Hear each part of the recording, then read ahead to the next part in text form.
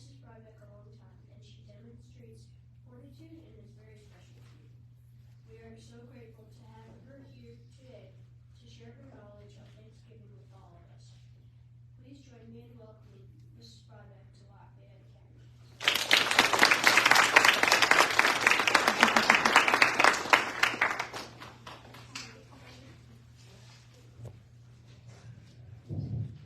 First of all, I'm grateful for a microphone.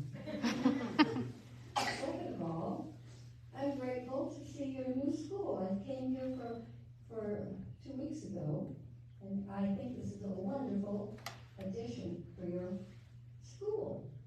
And third of all, thank you, Payne, for your nice introduction. And as I was thinking about it, I've done a lot of traveling. So I thought to myself, this means I'm a pilgrim, because the word pilgrim means traveler. But my traveling was more for fun and for learning, not like theirs. Anyway, I'm so pleased to be here with you people to share what I think is probably one of the greatest stories in the history of our country. It happened 403 years ago. And it's a story of, first of all, fortitude, one of your virtues. They expressed all of your virtues, but fortitude was the first one. It's a story of courage. It's a story of hanging on and never giving up. It's a story of very great sadness. And it's a story of gratitude.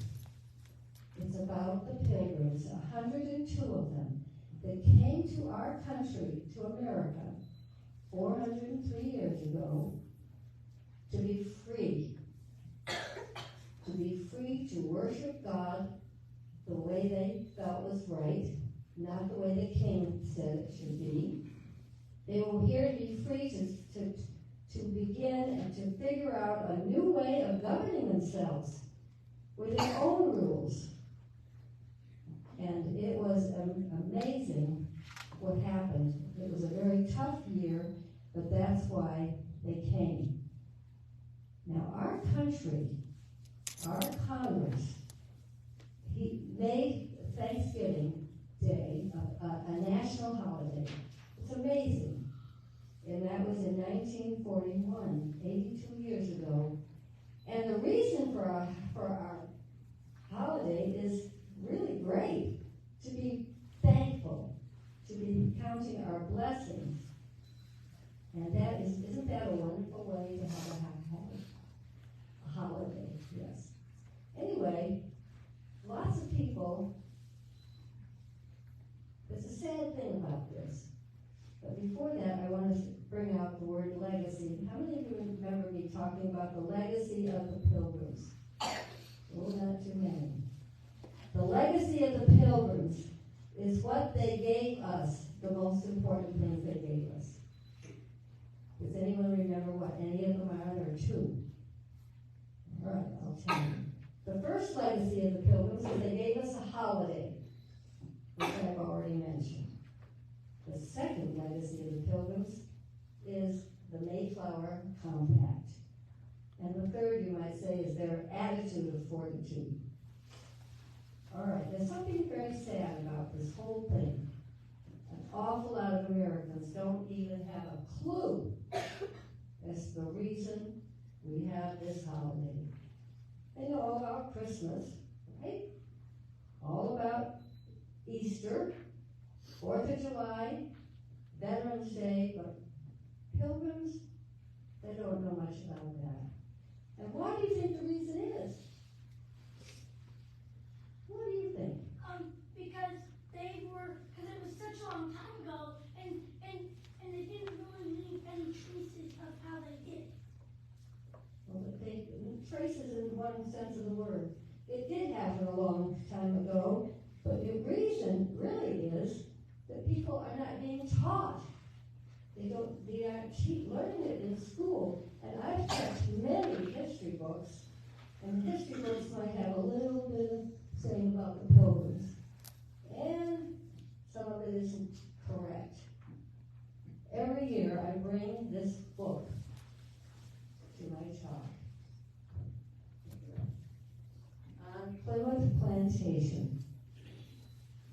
Anybody recognize it? Anybody have a clue what it's all about? Who knows? Yes. What do you want to say? What's it about? The pilgrims and how they traveled. It is. It's about that. But you know what? Even more. It's written by the governor of the pilgrims. Do you want to say something? Yes. Isn't it the colony was the pilgrims first society? It's about the colony they formed, yes, but it's written by the governor, and he was a very smart, wise man. He thinks somebody needs to write down what really happened. And so he wrote a journal, or a diary, or whatever you want to call it, and write what really happened. These were real people. It's not just a made-up story. So we can't make it up, can we? No. It's in here. Everything I say is based on this wonderful book. And this book has been recognized as one of the greatest books, one of the most important books of the 1600s. So I bring it every year. This tells the real story. Okay, now I told you it was sad that we don't know about it. You know, I gave a talk a week and a half ago to a group of ladies, and I was so shocked. Not one of them knew that the pilgrims, half of the pilgrims, 102 of them, half of them died the first winter. I knew that. How did you do that? Yeah, that's the saddest thing in the whole story. And yesterday I asked another lady, I'm always asking people, what do you know about the pilgrims? Oh, Mayflower, whatever, that sort of thing. But you know, it's not that with your story, with your school. Your school is an exception, and there are others, but you all have heard about them, right? You all know about the pilgrims a little bit. And I have at my house a lot of papers that a lot of you wrote about my own ancestors, and they're very special. So, with this school, with your school, because you know about the pilgrims, what we're going to have, it's all about repetition. Repetition. The more you hear about this story, or any story you're interested in, the more you remember, and the more you can share. Because that's what you need to do. You need to get out and share this story. So, it's all about repetition, and you know, I learned a nice saying about repetition. You all know what repetition is, don't you? Yeah. Hearing it over and over. Repetition, get this, repetition is the mother of learning. So that's what we're going to do today. My daughter is going to show these pictures, and I am hoping you're going to say, oh, I remember that picture. I know this picture. These are repeats. And they're wonderful pictures. And we're going to go through the story of the first year of the Pilgrims right now. Okay?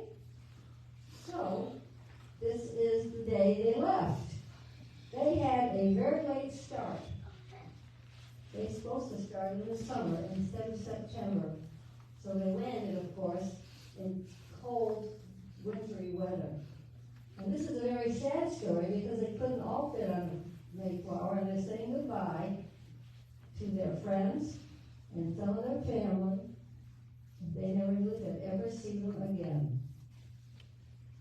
Okay, and I must say that they did not all come for freedom of religion.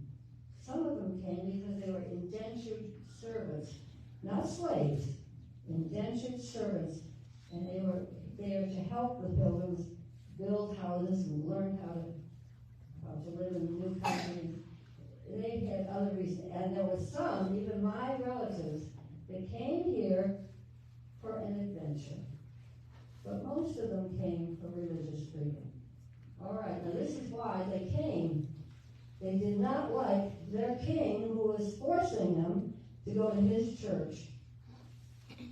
His name is King James, And if they didn't go to his church, they were made miserable. They were punished. Some of them went to jail. It was worth leaving the country. It was so bad.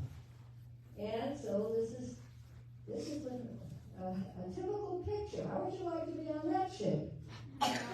It was not a nice cruise like I took. No. And it was so rough because it was in the fall. It was so rough, I could hardly go on deck and get some fresh air. Instead, you can take the next thing. This is a cutaway of the side of the ship. See that yellow area? 102 of them were squashed in there. It would be like heavens. All of you in this room, this is all you could be in for 2 months. It took 66 days.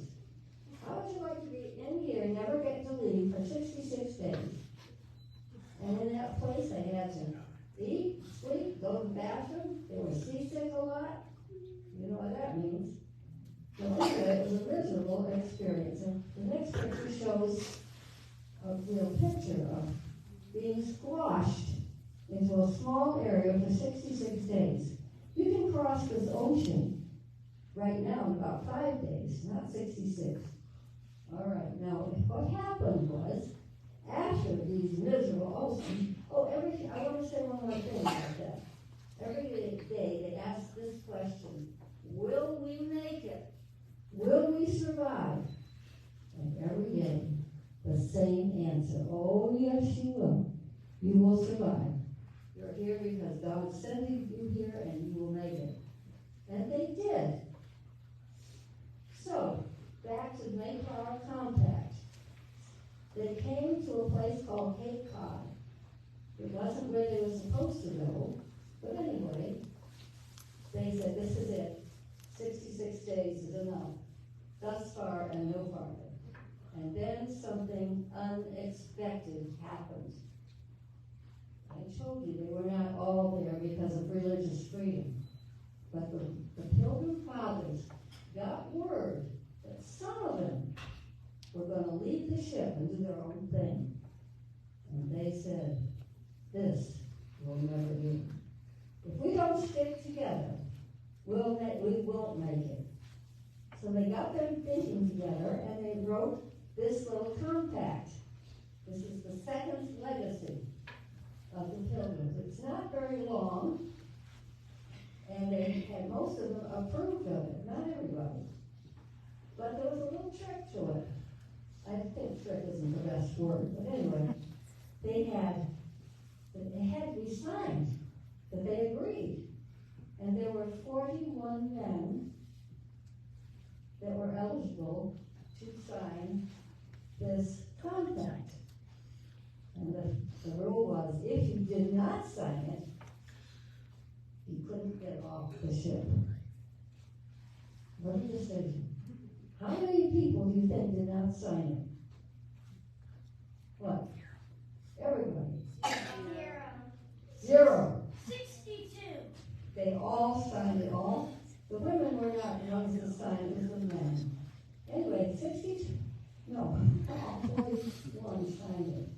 And of those 41, I am directly related to 10 of them, which is kind of a lot. But I lived not far from there when I was growing up. All right, now I want you to see this is a famous picture of the 41 men signing the compact in the captain's quarters. And I want you to know what these 4 things, there's 4 main things, and we're going to read them together. I want you to think about them, they're all very important. Together, let's read the first one. Keep faith and believe in God. In God, yes. Isn't that why they came? That was number 1. All right, the second one was kind of different. Let's see. Deep loyalty To England and the King. the king. No matter what the king did, they were still going to be loyal, and of course they loved England, even though they left it. All right, the third one. Regard For each other as equals. That's sort of a new idea. Not one was you're more important than you. We're all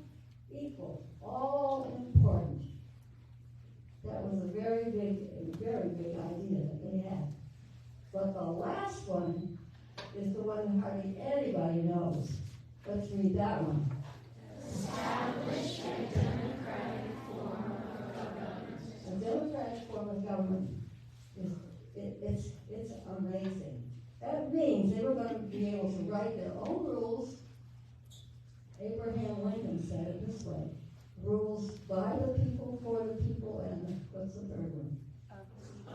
Of the people, right. That has never, ever, ever happened in the whole world in recorded history. Brand new idea to establish a democracy. And that's what they were working for. And these rules were their rules for a long, long time until the Pilgrims moved in 1692, when they were part of the Massachusetts Bay Colony. I'm not talking about that. Anyway, this is the legacy of the Pilgrims. Did you want to say something? Oh, yes. Can you go back a picture? Well, that same picture was in my history book. Well, I think you've got a good history book. That is great. Yes. All right, now I was talking before, I had one more thing to say about it. It was their rules forever, well, no, for all those years. And, what was I going to say? Anyhow, it was 150 years after this, we had our own Constitution. That John Adams said this is an important foundation to our own Constitution. All right, now we're going to go into the landing of the Pilgrims on this picture. Do you see the Mayflower? It's not right close, is it? The water wasn't deep enough. It was a mile away. And for 6 months, until the Mayflower went away, they had to come in a little boat called a shallop, back and forth and back and forth. You see, they're so grateful to be on land. Some of them are kissing the ground. Oh, they were so thrilled. Now the next picture shows that they had to find a place to make their town, their community, their village. And you see in this picture, it took many weeks, many back and forth from Mayflower to find the right place. They had to have fresh water, and they had to have a hill. They had to have a hill where they could put a fort, where they would have, so they could see out and see what's going on. And they finally found the place. But this picture, if you look at it carefully, you see Indians hiding behind trees. And they were scared of the Indians. Yes, they called them savages. Not a very nice word, but that's what they called them. And during this time, they could see arrows. They were shooting their bows and arrows, and it was kind of a scary time. Not only the savages, as they called them, but also wild animals that they would hear at night, especially. Scary, scary. All right, but they finally found a place, and this is the picture. Next picture is, this is what kind of houses they made.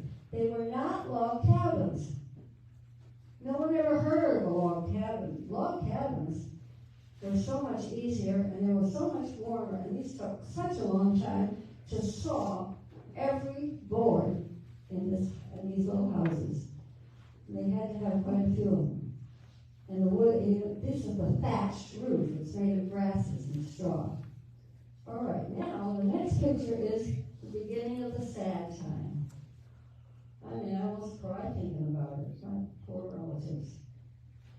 What happened was they died. No, not all of them. Half of them. That's a lot.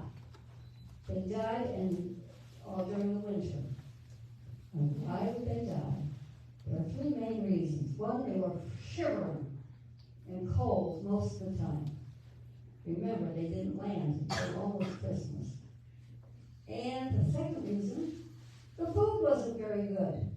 And they were getting lower. It wasn't good food. So they're shivering and hungry. How do you like that? How would you like to be shivering and hungry all winter? Awful. And the third one was they had to work. It wasn't a vacation. They had to go. There was nothing there.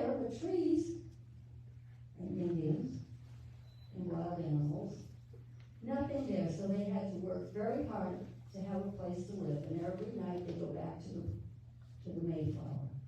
All right, so this was a very, can you imagine how it would be with your family here and they're dying all the time, every week someone was dying?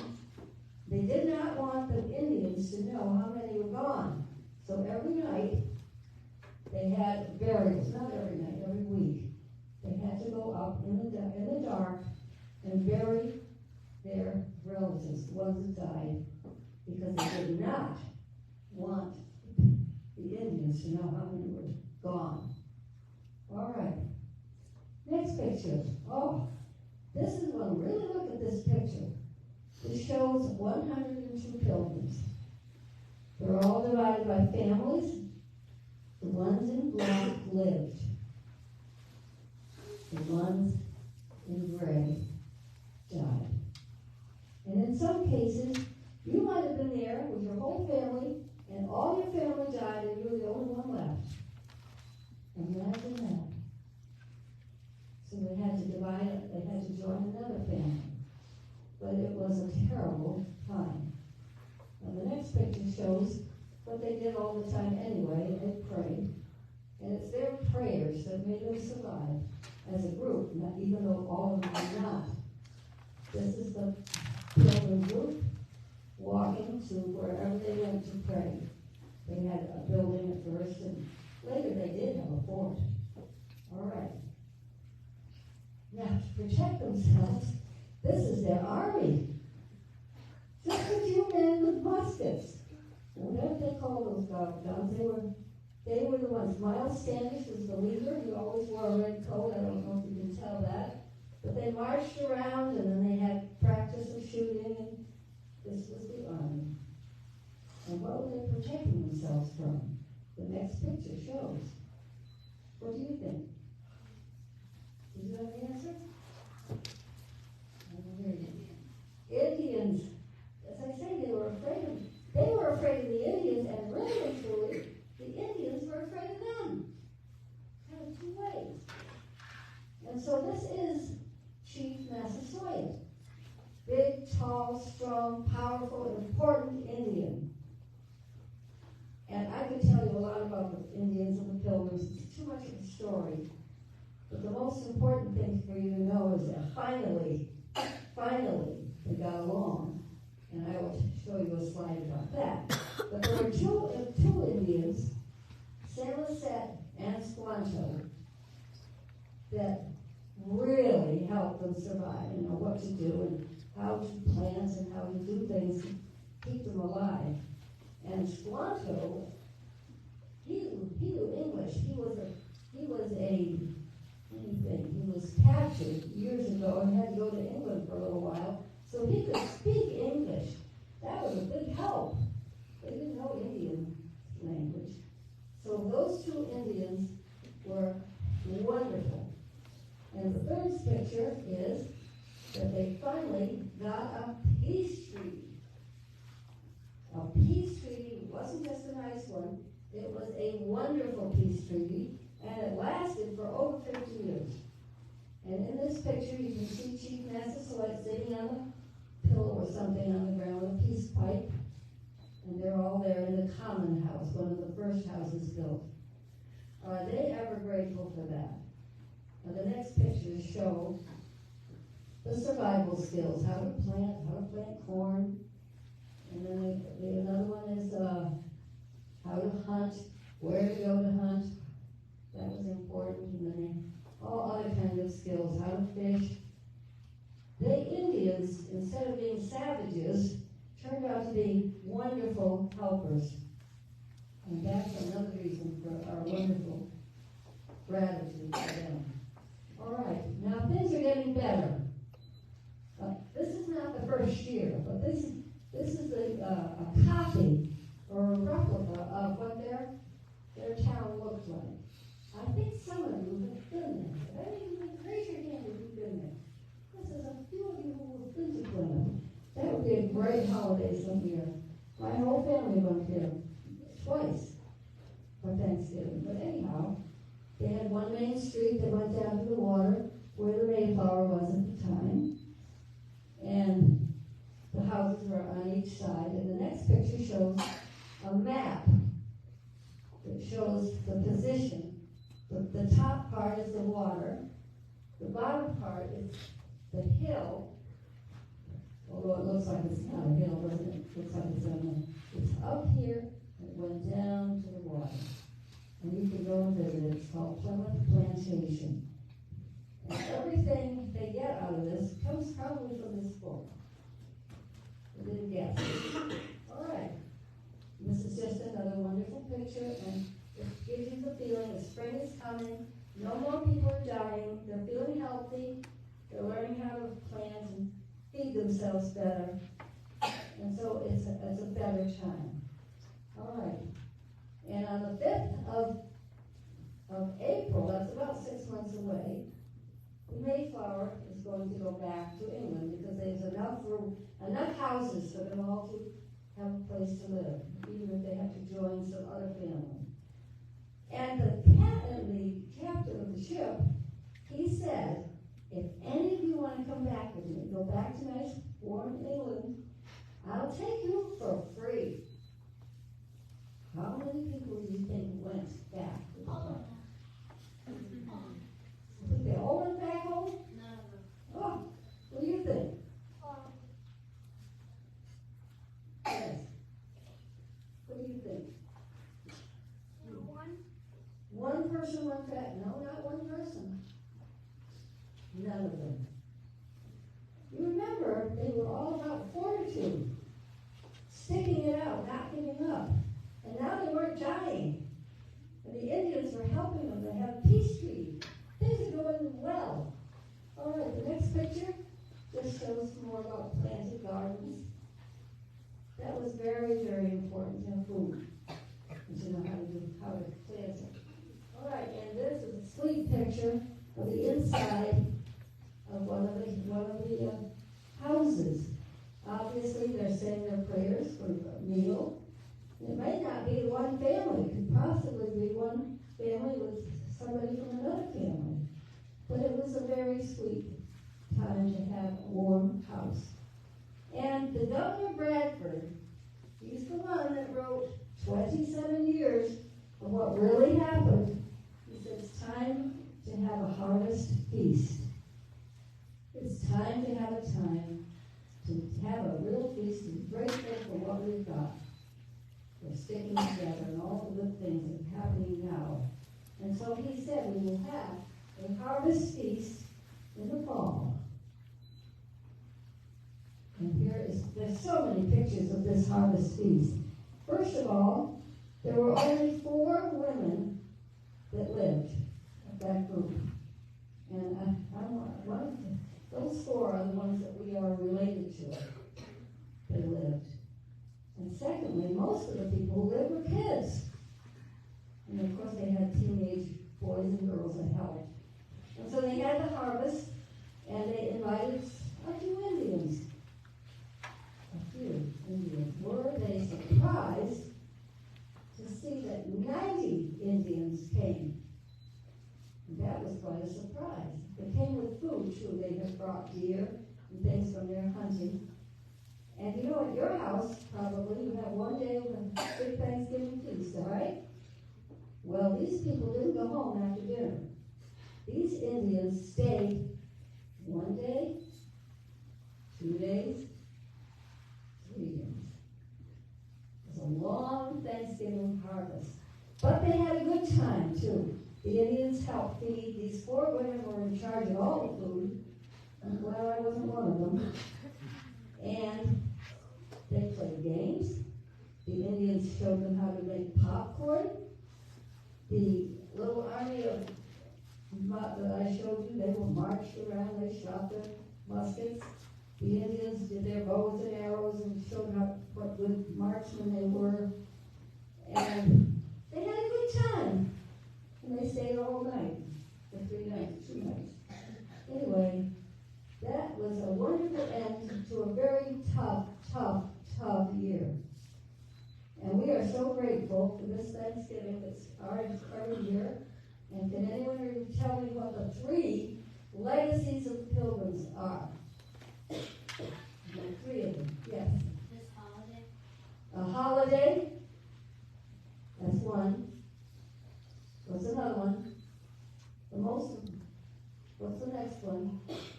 You? Can't hear you. Me? I didn't hear that. Did you point at me? Who are you asking? Oh, well, anybody. Yes, you do it. The Mayflower Compact and the holiday, and I'm adding fortitude. Without fortitude, there wouldn't be any of them left, right?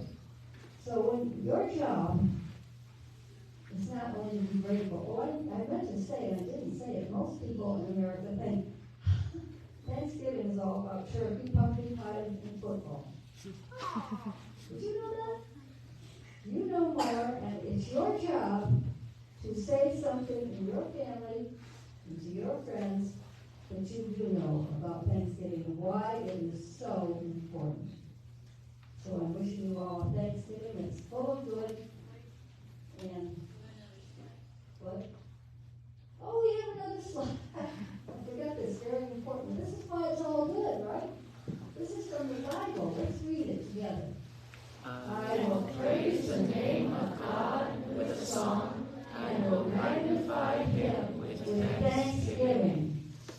Thank you. Did any of you feel like you knew something more now this year? Yes. And can you share? Don't be like my friends that had no clue what happened. Thank you very much for being such good listeners, and I wish you all a wonderful Thanksgiving.